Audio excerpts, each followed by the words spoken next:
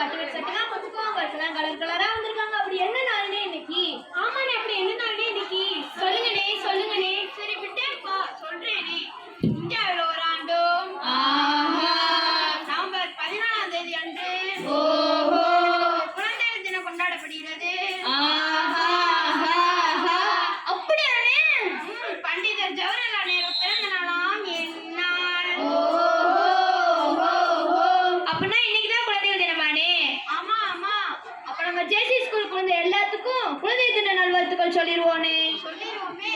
ஜேசி school குழந்தைகளே, உங்கள் அனைவருக்கும் எங்களது ஜேசி வில்லுப்பாட்டு குழுவினர்கள் சார்பாக